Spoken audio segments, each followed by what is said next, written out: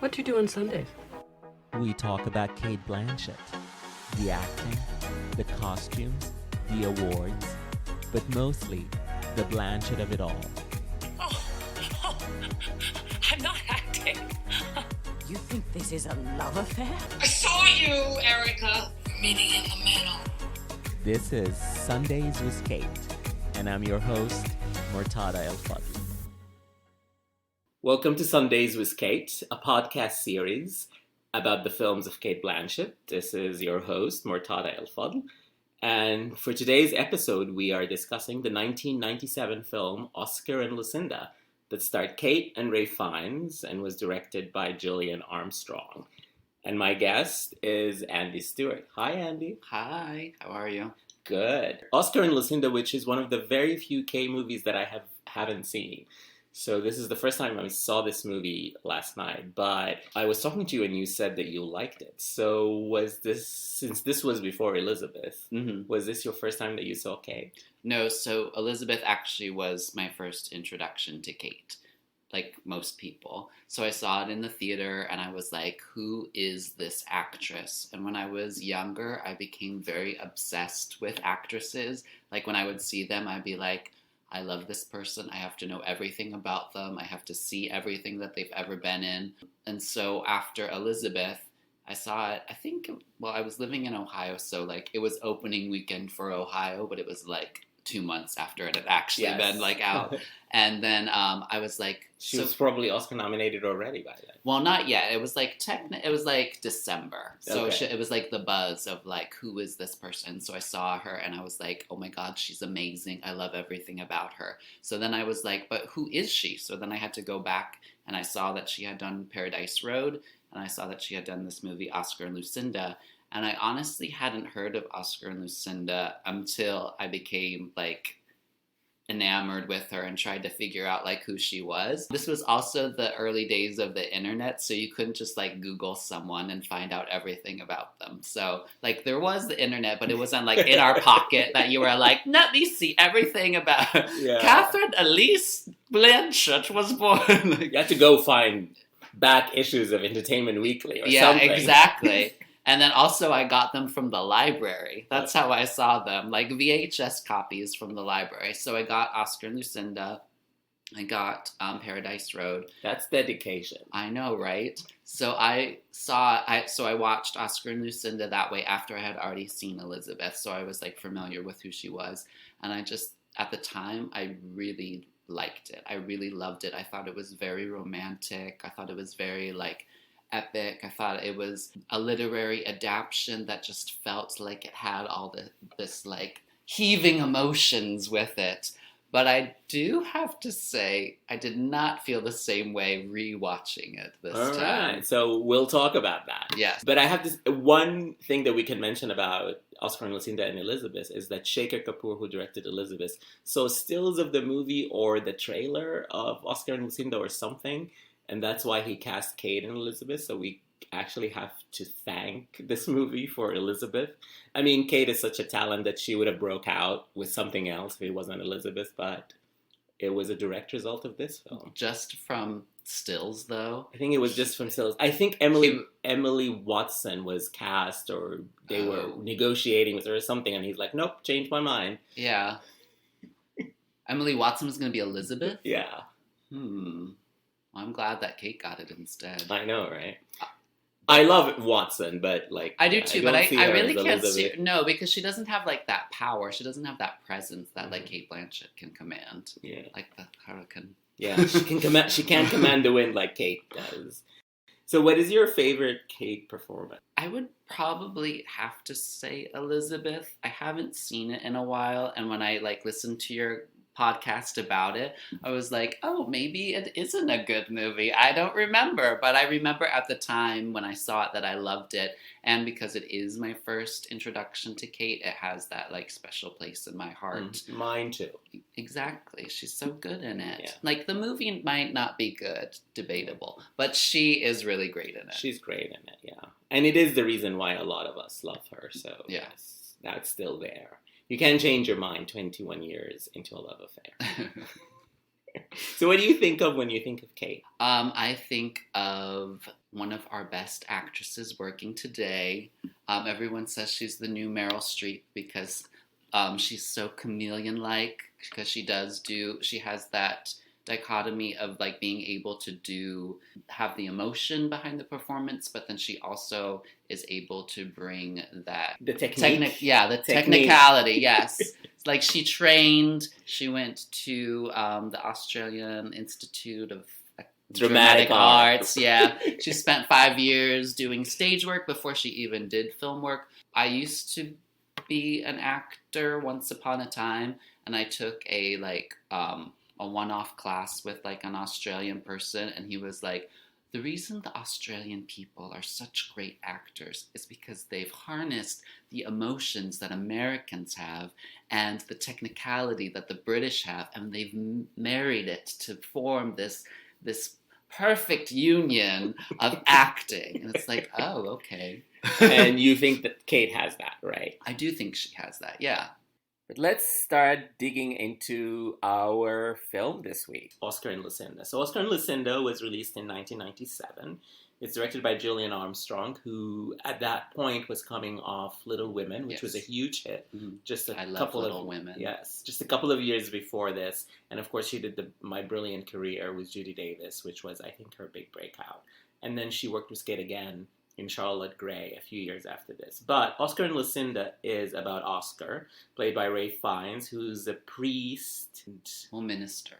A minister? Okay, a minister. Yeah, because I think priests are only in the Catholic Church, and he is like Anglican, or like, yes, or he has that scene where he goes off to the Anglicans, which were less prudish than whatever sect his father was. Yes. And Cate is Lucinda, who is an Australian heiress, and they both love to gamble, and this is how they meet, because they both love to gamble, and then the movie is about this bet they make against each other. They both bet their fortune, or their inheritance, in sort of delivering this glass church from somewhere in Australia to somewhere even deeper into Australia. The movie, the plot is crazy. It is crazy. And a little vague. Yeah. Like, you can tell it was based on a novel, because they're like, we have to put all of this in it, but then they don't really explain how we get to those points, I feel like.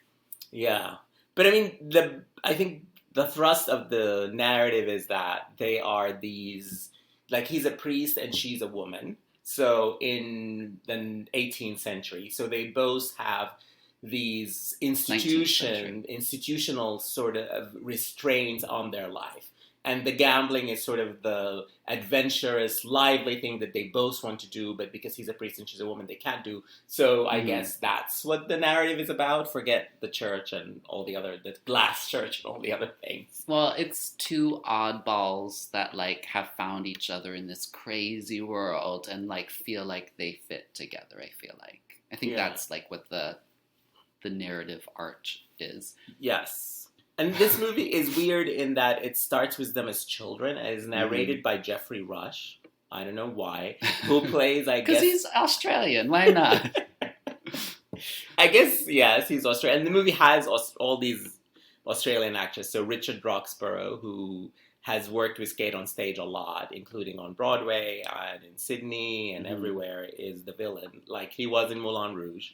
And I think that's all he plays, right? In movies, yes. Yeah. He plays different things on stage. And so every Australian actor is in it. But it starts with them as children, and Jeffrey Rush, the narrator, is, I guess, Oscar's grandchild or child? Grandchild. Yeah. So he's narrating this about how he came to be, I guess.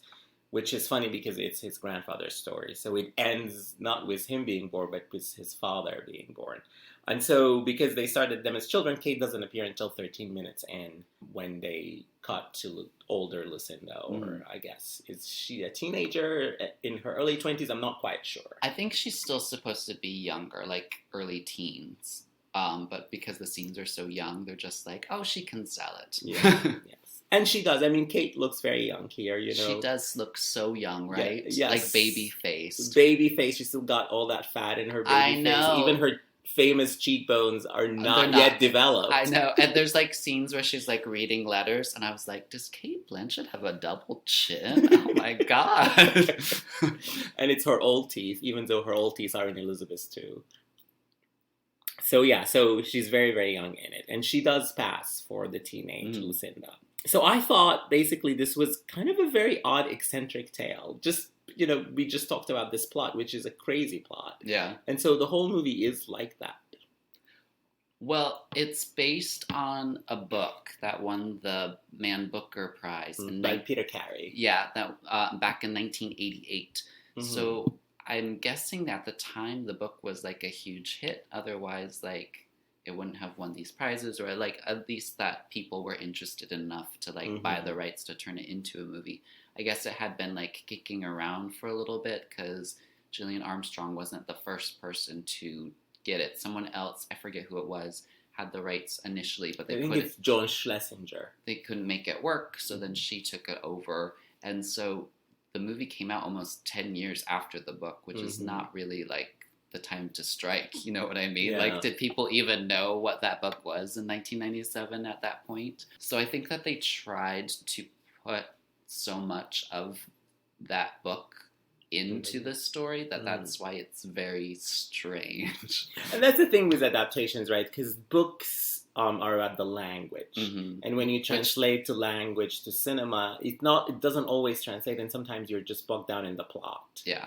And so it becomes just a strange plot. Well, then also they have Jeffrey Rush doing the voiceover narrative because I think it was a novel, and so like the language was probably beautiful in the novel, so that's how they kept it in. They were just like, we're just gonna literally read from the novel now. But you liked this movie when you saw it back in the day, so tell me why you liked it then. So I really did like it back in the day, and I can still see like the parts of it that I liked, but the reason I loved it is because I thought it was like a tragic love story. And so I was really into those when I was younger. Like, I saw Titanic like 12 times in the theater, which was the same year. But I was like obsessed with these like tragic love stories, which probably explains why I've been single for most of my adult life. But I just thought that like that's what romance was. You had to suffer. Like, it was just so beautiful. And I also loved like how lyrical like watching that glass church like float down the river was. But now, watching it, I just feel like that love story, I don't buy it. I feel like it's a plot point that they put onto it because that's what it is. But I don't feel, first of all, I feel like Ralph Fiennes is very asexual in this. So I feel like... Is it because he's a priest? Or, I don't know. He's just so, like, mannered in the whole thing. Like, he has all these tics and, like, all these hand gestures around his face. And he's playing the character a bit childlike. Yeah, and I'm not buying it this time. And I feel like Kate's doing a lot of heavy lifting because I believe it on her end. I believe that she is in love with Oscar, but I don't feel anything from him. I do like the way that the two play off each other. I just don't see romance between the two of them. My problem with the romance was that it's such a small part of the film. Yeah. The film starts with them as children. They don't meet until 40 minutes into this 2-hour movie. And then they're together for a short amount of time, and then he goes on this expedition. Yeah. And then we lose Kate. And then forever.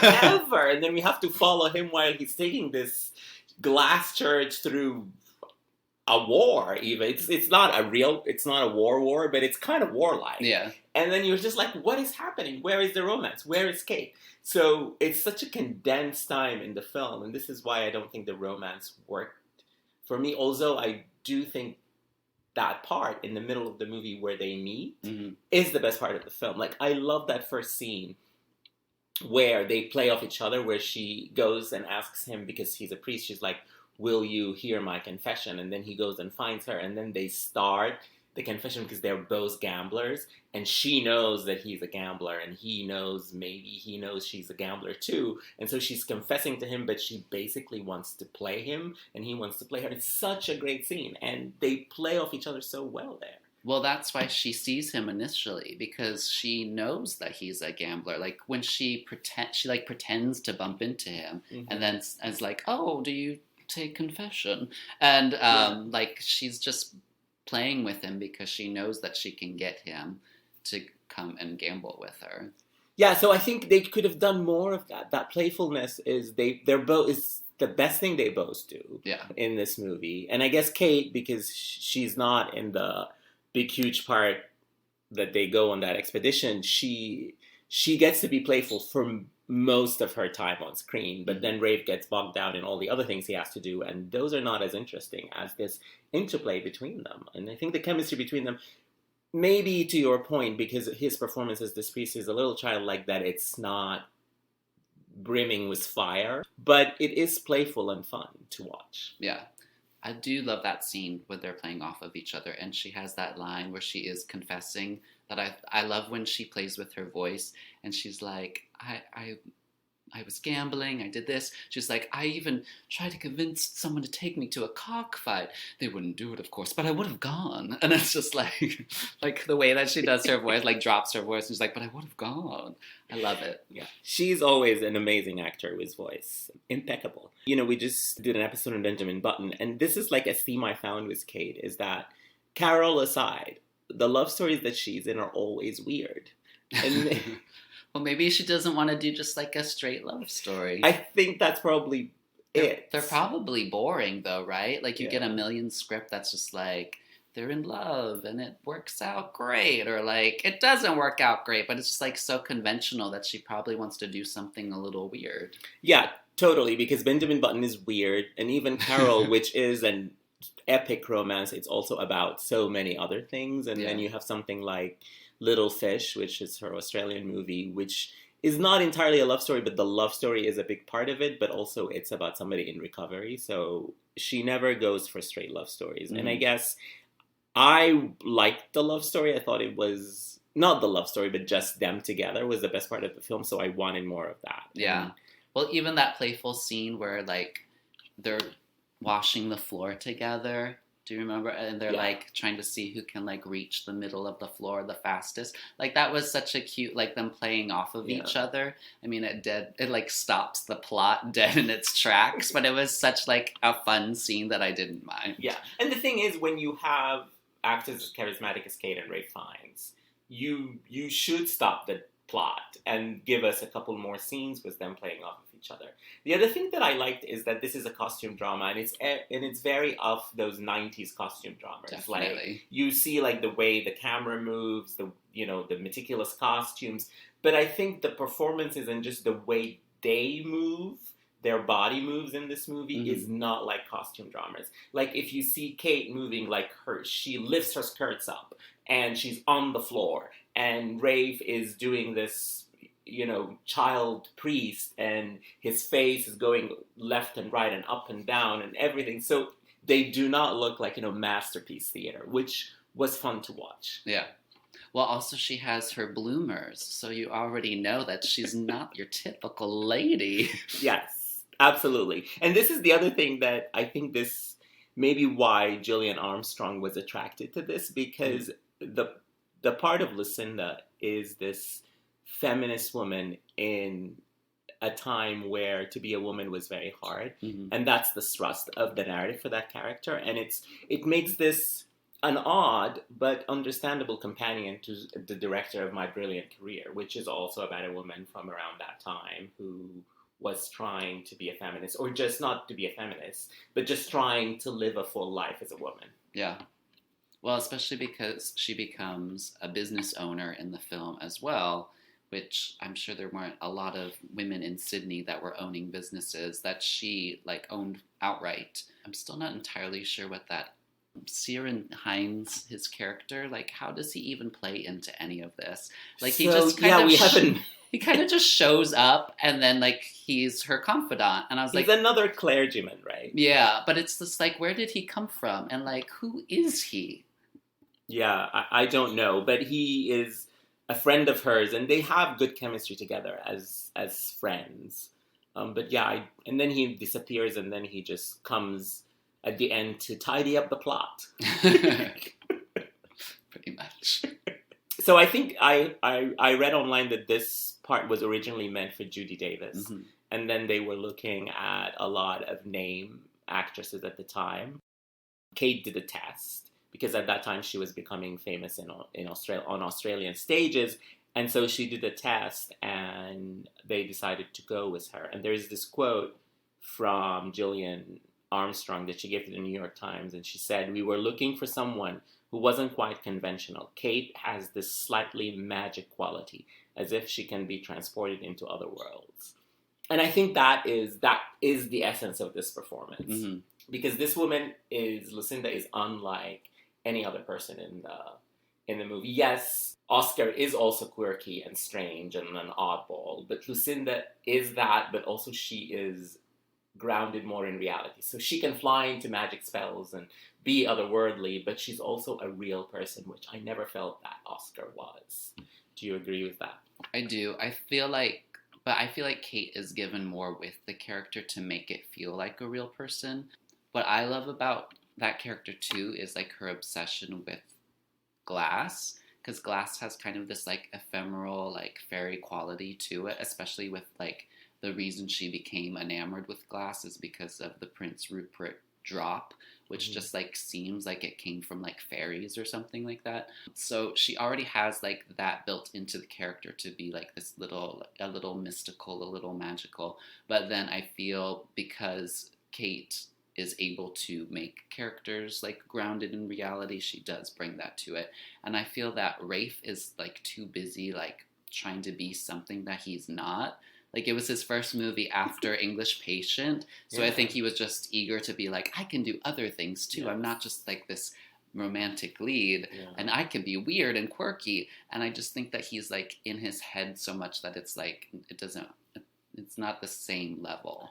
You know what? I think you nailed it on the head. I actually didn't think that this was his follow-up to English Patient. I looked it up, yeah. And now that you mention it, he's totally doing the anti-English Patient. He's like, everything that you saw me in last year, smoldering, obsessed, repressed, sexy, all these things, I'm going to be the opposite. So yeah, you nailed it. Yeah, he's definitely being anti-Count Almagy. Shall we play? Yes. You were bad. My inheritance. I cannot believe it. We are mad to think of it. No, we're not mad. No. I forbid this!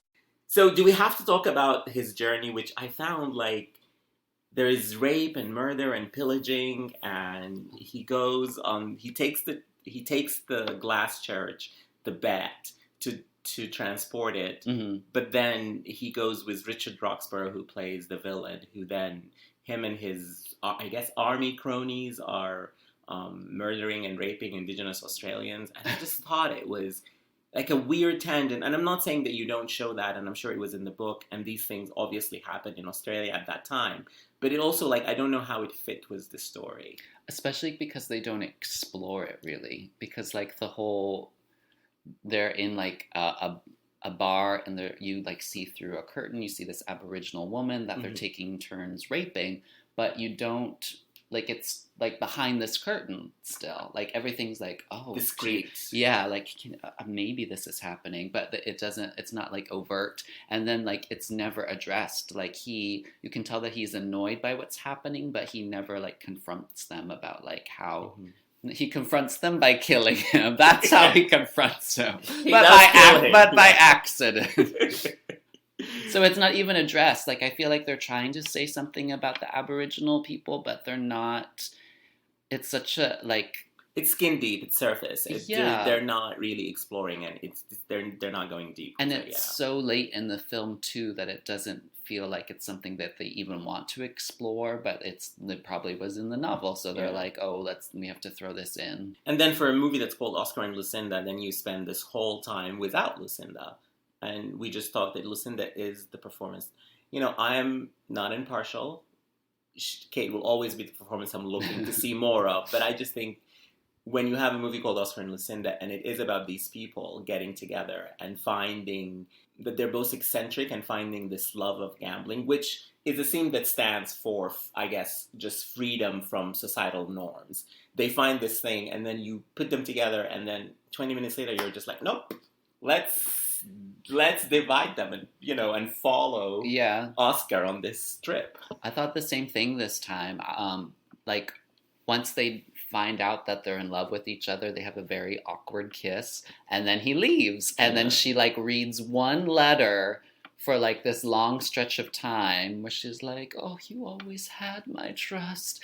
And then that's it. Like she has like 2 seconds within like 45 minutes of him like, I'm going to bring this church up. Yeah, and that's it. Like the kiss, it's such a chaste little kiss that there is no fire. There is nothing there. Like if we're supposed to believe the end of the movie where she's basically mourning the love of her life. And, Kate does it well, but still, like, the film doesn't allow this love to blossom. Like, I think we needed a little bit more of the love story before he leaves. Like, I get it, he needed to go on that trip, and they needed to be separated, but spend more time for them, get them deeper into the love affair. They don't have to consummate the love, but they could at least show us what they're feeling for each other.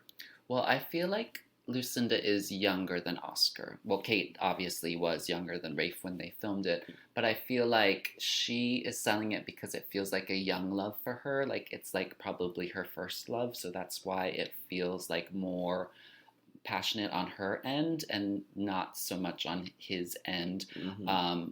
Also, when they kiss, he keeps being fidgety and weird. That I'm just like, can you calm down for a second? Like, just let the moment happen. But he's just like, I have quirks. But then also at the end, when she does like take over and raises his son, I feel like she realizes maybe that love was always like a friendship, like a kindred spirit, mm-hmm. as opposed to like the great love of her life. Yeah. I feel like it shifts. Yeah.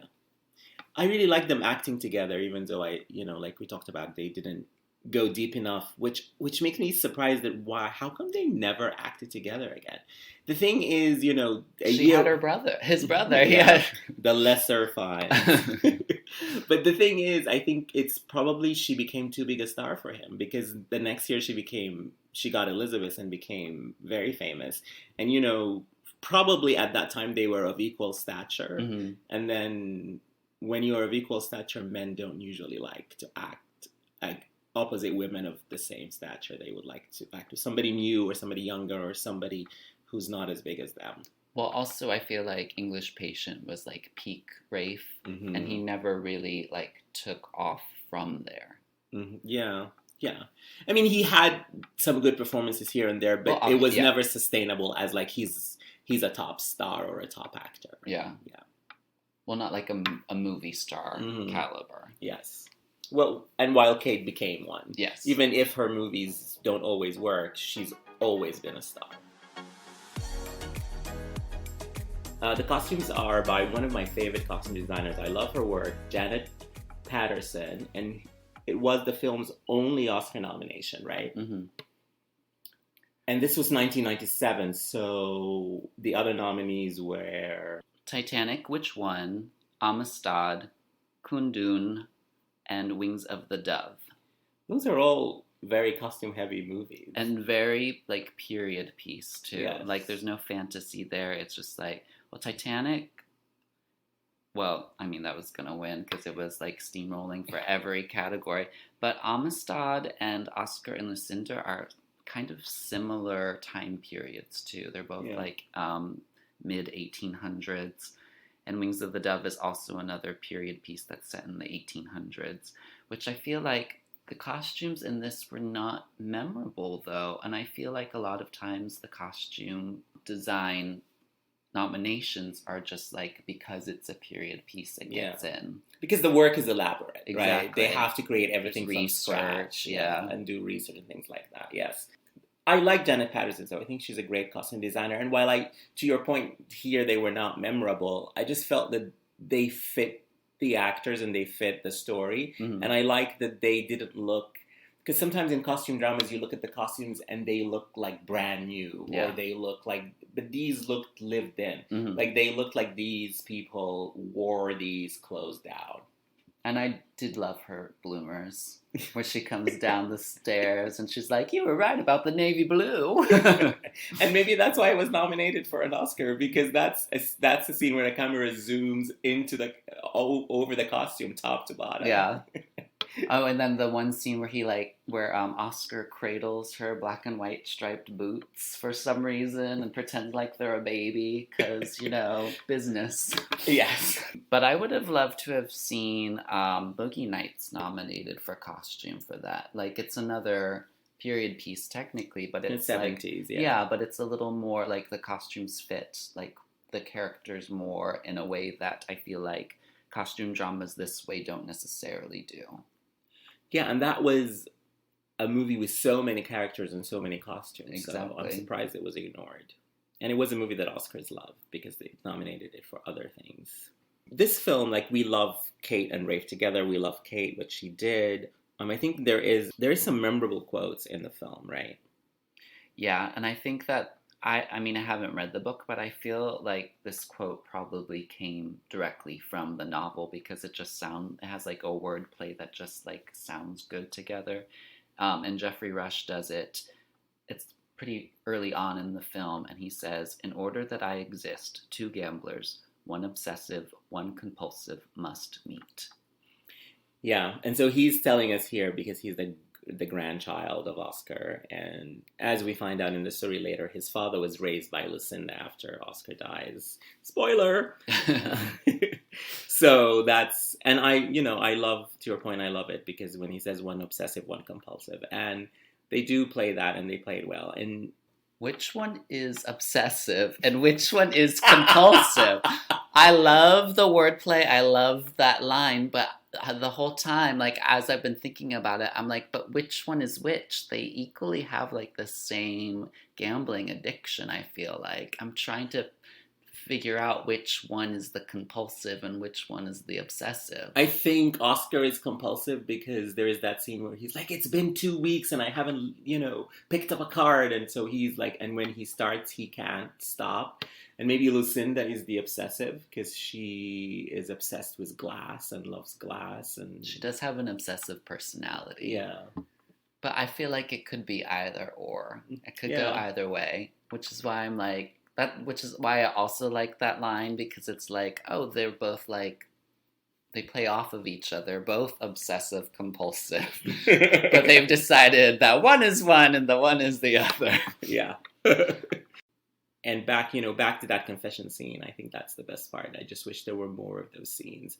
The other thing that I really loved is just the characterization of Lucinda herself as a headstrong, gung-ho woman trying to, she's an early prototype of a feminist. And I think that's a reason to watch this film because that is there in the text, it's there in the performance, and I think it's there in what Gillian Armstrong was interested in. So the other thing that I wanted to talk about, which is like the opposite of what we said of what we liked, is that I think there's a mashup of tones. Like the part of it that I really liked is this eccentric, oddball comedy. Which I think is very Australian film. Like they always have a very eccentric way of like presenting things with like mixed tones. Yeah. But then that worked, but then the part where, it becomes kind of a war story, that doesn't work. And then when they're trying to tell us, like, this sweeping burst to death story, that's also, like, I don't know why it's suddenly an epic story. We have to get their whole life. So it's a lot of things put together, and it doesn't entirely work. And it has such, like, a weird, quirky sense of humor that, like, just pops up occasionally. Like, his neighbors, when they see them gambling and they're like appalled and they like walk through the window. Yeah. And then when Lucinda tells them off and she's like, you are horrible people. Yeah. You must leave. And then they try to leave like out the front door. And she's like, the way you came, and makes them like walk through a window again. It's just like so quirky and very like. It's funny. It is funny, but it's like, okay, this is a little weird. It is weird, and also it doesn't fit anything else. Like, no. I think that's the point. It doesn't fit anything else. Like, sometimes, to your point, there is a scene like this, and it, like, works as a scene, but it doesn't fit the rest of the story. Like, what is happening? Like, okay, why is this here? Why is this story taking this turn?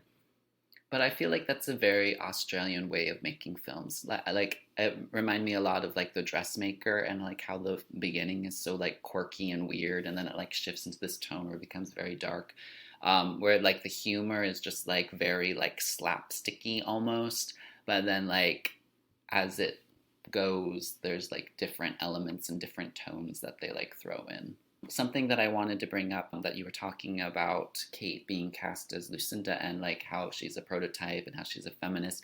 And what I love about it is that they took a chance on like a no one. Yeah. And cast her in this role. It was Rafe's first film after English Patient. Yeah. It was Gillian's first film after Little Women. I'm sure there was some hype about it. It had won the Man Booker Prize. So there was obvious... It was probably a thought after part, yes. Yeah, so the fact that they went with an unknown in this part and took a gamble on her, I think is great. Because I feel like Hollywood is very limited in their ideas of like who they want to cast in things. Mm-hmm. And they like go with people who have like proven like box office or like that people will know by name. And I love that they were able to actually give Cate a chance in this film. And... probably the reason they were able to is that Armstrong was coming off Little Women and Ralph Fiennes was coming off The English Patient. Otherwise, they would have just had to say yes to whoever the studio wanted. So what names do you think were being thrown around for this part? And is there any actress from 1997 that you would have wanted to see play Lucinda? I mean, I just because of my brilliant career, I said Judy Davis would have played this part. But Judy Davis is, I don't know how much older than Cate she is, and Lucinda starts as a teenager, so probably she was not the right person at that time to play it. Is there anybody you think of? So I kind of picture Julia Roberts in this part because it's such like a Julia Roberts mid-90s, like I'm being a dramatic actress, like her Mary Riley stuff. And like she was like trying to do these period pieces to prove that she was not just like the romantic comedy star. So I can totally picture Julia Roberts trying to do this role and them casting Julia Roberts because she's such a big name. Yeah. And this was the year of My Best Friend's Wedding, right? Yeah. So imagine if Cate did My Best Friend's Wedding, which would never happen because Cate was not a name. Yeah. That would be so good. She needs to do... Has she ever done like a traditional romantic comedy like that? Thank God he made Lizzie, which I guess No one's seen that, Murtada. Come on. Even I haven't seen it. Is it even available? I don't think it is, because I tried looking for it. It's not. Not in the U.S. anyway. I guess Sundays with Cate will never have a complete filmography then. Yeah, that's one we can't do. But, you know, I mean, Cate is coming to the age when Meryl did Prada. So maybe she can still do it and get that mainstream comedy going. I'd love to see her do it. Yeah. Because she does comedy well. Yeah, she does it. Yeah, she's just funny. Like, when you see her in talk shows, she's very funny. Yeah, well, she herself, she's very quirky. Like, even when she does, like, awards presentations and stuff. Like, remember when she did the makeup presentation? And she was like, that was gross. Yes, that's one of my favorite moments. Or even when she was presenting Best Actor to Eddie Redmayne, and she goes, okie dokie Smokey, for no reason. For no reason. So we need that sense of humor in the movies. Also, I remember when she did a David Letterman interview. I think it was for Elizabeth. Also, because this is how obsessed with actresses I was. Mm-hmm. I had VHS tapes, and I would record their talk show performances, like on Rosie and like David Letterman and like all of these things. And he was like, it was for Elizabeth, and he was like, you know what? You're winsome. And she's like a pack of smokes? And he was like, those are Winstons. I'll have to find the clip of that. That's very funny. Let's talk about the last part of the movie. So Rafe goes on this trip that we keep mentioning, and then it ends and he wins the bet, basically, and the church is delivered to where it's supposed to be before other things happen. And then there is this very odd scene with the governess. Well, there's this horny governess in the film who keeps showing up whenever new men show up, and she's like, I'm gonna get me a man, and like gets on that horse and like goes into town, and she's like, I need dick. Yes, and she does, and she is literally on screen fishing for Rafe's dick. Yes. And then she gets it. Yeah. But it's like, she She raped him. she raped him. Yeah. That's what she did. But also, like, it's an odd scene. Again, this movie has a lot of odd scenes. But also, like, I admired this movie in 1997 doing this literal fishing of a dick and a rape, which is something that you will not see in any movie, at least an American movie these days. Movies have become so chaste. And this is not like an explicitly sexual scene. Everybody's clothed. You don't see any flesh. But it's still, the scene is there, you know? Yeah. And it is not a subtext, or it is not behind a curtain. It's, you know, the camera is on the actors as these things happen. And she is riding that dick. Yes. And his tics, he has his hands around his face like, what's happening right now? I don't know. Yeah. It's, like, this is the tone of this movie. Like, we're laughing because the scene is kind of funny, but it also is a traumatizing scene because it's a definitely. rape. So that's kind of this movie. That's the tone of this movie. So anyway, so then this woman gets pregnant and she has a kid, which I guess is Oscar's son and the narrator's father. I think it's his father, because Oscar's his grandfather. Yeah. And then the movie implies, or it ends with basically, even though he won the bet against Lucinda, Ciarán Hinds come back to tidy up the plot and make sure that Lucinda doesn't lose her inheritance, and then she raises the child. Well, also, I believe the horny governess dies in childbirth, so she didn't know about the bet at all, but then also, if she had, she died anyway, which is why Lucinda ends up raising the child. And she dies off screen, so that's one of the other things that it's just like, okay, you just told me this whole story, and then you just have Ciarán Hinds appear in voiceover, or is it the narrator? I don't even remember. One of them tell me that this woman died off screen. Yeah, but even that is, like, inferred. Yeah, it's never explicit. Yeah. But you liked this ending when you saw it, right? So, not necessarily that aspect of it. What I loved about the ending was, again, like, this, like, tragedy. So after Oscar has been taken advantage of, he feels like he has to honor this woman. He felt like he took advantage of her since it's, like, his first experience. So he's distraught, and he goes into the glass church, and the water, the platform that it's on starts to shift, and the glass starts breaking, and he's inside. He's inside it still. Also, something we learn from the narration at the very beginning of the movie is that he has a fear of water. So it kind of feels like that Chekhov, like, if you have a gun in the first act, you have to use it by the end. It kind of feels like it's this inevitable thing, that his fear of water is eventually the thing that destroys him. And he does end up drowning within this glass church that was built for Lucinda, to show that he cared for her. So I felt like there was, like, this romantic aspect about, like, that tragedy. I also just love the look of that glass church. It's one of the most beautiful scenes in the film. It's so gorgeous, like the lattice work on it, and it's just something so delicate about, like, this glass church that's completely impractical. And I love that scene where not her stepfather, but the man who kind of raises her is like, it's Australia, they're gonna burn up. It doesn't work. Yeah. But, like, it doesn't matter because it's beautiful. It just, like, has this, like, element about it. But then also, so he has this tragic ending, but the thing that really affected me when I was younger was the church, they're able to save it, like, at least the frame of it, and it's on the bank, and Lucinda has shown up at the end of the movie. Yeah. Because, of course, she's found her way there, and she goes into the church as well, so she's basically standing in the place that Oscar died, and the emotions overtake her, and she just starts weeping. And I remember being younger and being, like, overtaken by those emotions that she was experiencing at the time. And that's why you loved the movie at the time. I know, I was such an emotional teenager. I guess we all were, right? Yeah. You're like, I have all the feelings. And then, like, the fact that she decides to raise Oscar's child as her own, I think is also like one of those like heartbreaking things, like, oh, only in movies. Yeah. That like ties it up like nicely. Yeah.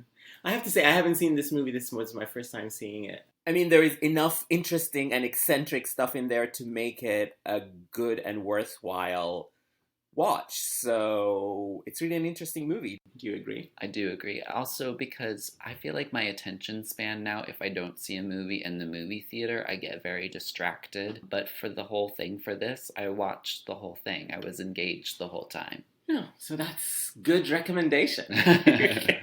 You won't check your phone. So now that we've talked about Oscar and Lucinda, I want to ask you, Andy, about some questions about Cate Blanchett and about actresses in general. So you obviously are into movies and you're very dedicated to actresses because you saw Elizabeth and went back and watched these two other movies. So who was your first love, your first actress love, let's say? So I think the first time that it happened was just a couple years before with Kate Winslet in Sense and Sensibility. So I fell in love with her in that performance. And so then I went back to see what performances she had done before, which was only two. She had done Heavenly Creatures and everyone's favorite, A Kid in King Arthur's Court. I've never even heard of this movie until this minute. What? It's a Disney movie. Oh, this okay. kid goes back in time. He's a baseball player in the 90s. He goes back to King Arthur's court, and Kate Winslet plays Guinevere? No, not even that. Oh, okay. So Arthur's old in this version, and he has two daughters. One is the love interest for the young boy, and the other is Kate, who's 17, and she is disguising herself as this knight that steals from the rich to give to the poor, but everyone thinks it's a man because it's a knight. But so she's this mystical character, and I believe that someone else has placed her love interest that's really famous. It's Daniel Craig is in it. Yes. Oh wow. Okay. Yes, Daniel Craig. He was in Elizabeth. Was he? Yes. I don't remember him in Elizabeth. He was the Pope's assassin. He was always in cloak, so you can't really see his face, really. But yeah, so those were her two movies that I had to go back and see. And I remember I was 15, I guess, and I had rented Heavenly Creatures. And so Kate Winslet is your number one. Is she still your number one? So, yes and no. She always has that special place to me, but I really want her to be better now. You know what I mean? She hasn't made a film since Wonder Wheel, which was 2 years ago. Was that after Steve Jobs? Yeah. Oh, okay. It was her last film. I thought she was good in that movie. The movie itself is crazy, and a lot of her motivations don't make any sense, but she's still trying to sell it. But I can see the good performance that can emerge from what the film is. When she was younger, she had this emotion that was just she went out there. She was so raw. She just lit up the screen, I felt. And now as she gets older, I feel she is very studied. People always talk about, if you see Kate Winslet's scripts, on the margins, they're just filled with notes and just so much research, which is good. But then at the same time, now you see the wheels turning in her performances. You don't see her just letting loose and being a character. You see her very mannered, this is the part where I'm gonna purse my lips, and this is the part where, because it's written in the notes of her scripts apparently. I mean, yes, I agree that in those early performances of hers, she was somebody who was just jumping off. Yes. So unafraid. Yeah. So brilliant. Heavenly Creatures, she is so good in that. And Yeah. she is she said it was her first time in a film, so she had nothing to lose. So she just gave it all. And I missed that Kate. I wish that 43-year-old Kate Winslet now could still give a performance like that. But I think that she's a little bit too mannered now. Yeah, I agree with that. Is there a performance in Kate's filmography that you think only you like? I remember, so the episode that you had with Manuel where you were talking about Bandits, and he was like, no one remembers Bandits, and she got a Golden Globe nomination. I remember at the time, because I was already like in my Cate obsession, that I did really love her in that movie, especially like because she was so quirky and fun, and like I was like, oh, she can be so funny. Look at her, like with singing like Total Eclipse of the Heart. Yeah. But I think that the performance that no one ever discusses, that I think she's brilliant in, is The Good German. I love that too. She's so good in it. And I remember at the time when it came out, George Clooney was like, just you wait until you see her in this. She's going to get another Oscar nomination for it. It didn't happen, but she's the best part of that movie by far. Tobey Maguire is really miscast, but she's like doing this Marlene Dietrich, like deep voice, like with her German accent. And like her introduction is just like her finding her light, and it's just like a movie star performance, but because she's doing like accents and different things, it still has like nuance and enough in it that makes it like a really engaging Cate Blanchett performance. And she looks so good in black and white. Yes. I think it's the most beautiful she's ever looked on screen. In The Good German, yes. I like that. But I don't think anyone talks about The Good German. Nobody. Maybe you and I can right talk now, about it. Yeah. The next podcast. So, she's acted with a lot of men, with a lot of women, Rafe and Dame Judy and Rooney and lots of people. Who is your favorite Cate scene partner? So I know everyone, I'm gonna go against the grain because I know everyone says that they love her with Rooney, but for me, that performance doesn't do anything for me. Carol, Rooney or Cate? No, Carol. Like, I know everyone is now going to be like sending me hate mail, but I've seen it 3 times, and every single time I'm just like, it's behind glass. I can't penetrate it. Like, so you don't like the film? Yeah, I don't like the film. So everyone keeps saying that Rooney Mara's their favorite partner, but I don't. She's not mine. My favorite Cate Blanchett scene partner is Cate Blanchett and Coffee and Cigarettes. She's so good, like playing off of each other, like herself, because she already knows what the other character is, but they're so different, and she like plays off of herself so well.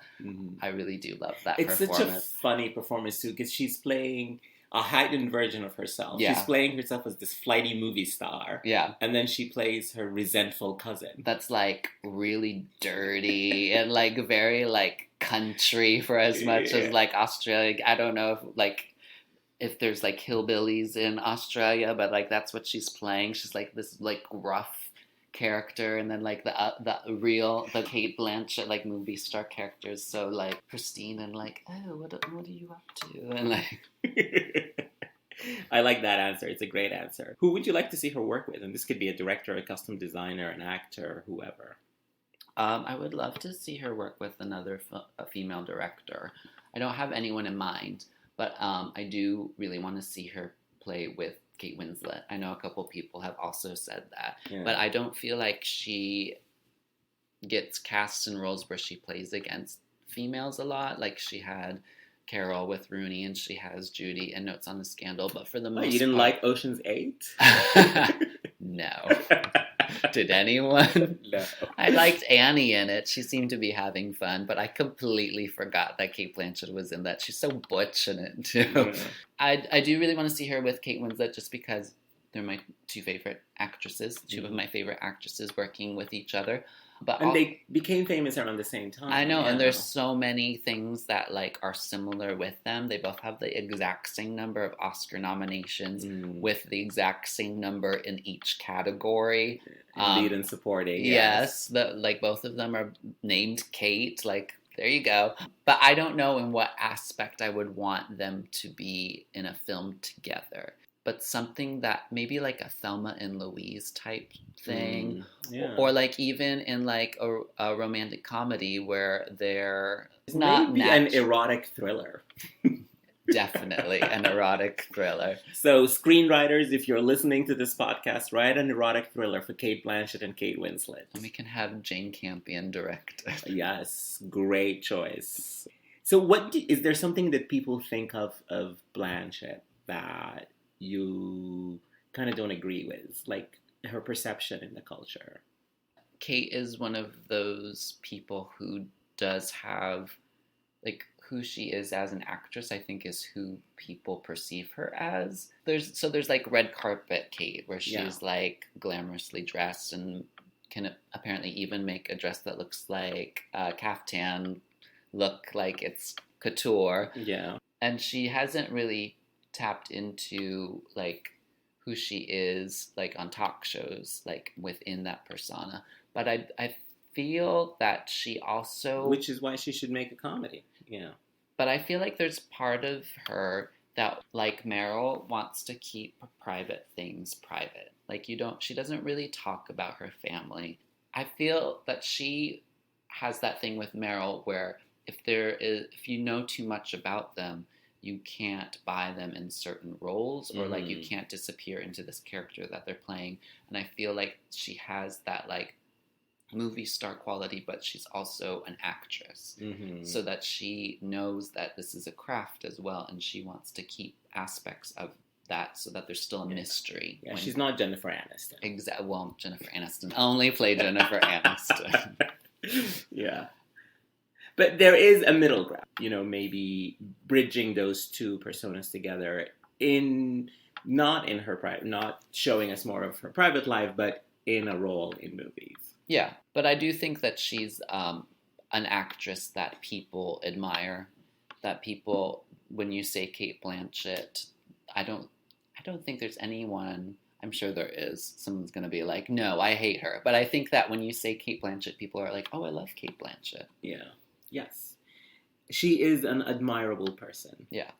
And so our friend Jose Solis, who was on the podcast for the Ripley podcast, has said to me on Twitter that he will start a drinking game and have a shot every time I call her impeccable. Because apparently I call her impeccable a lot in this podcast.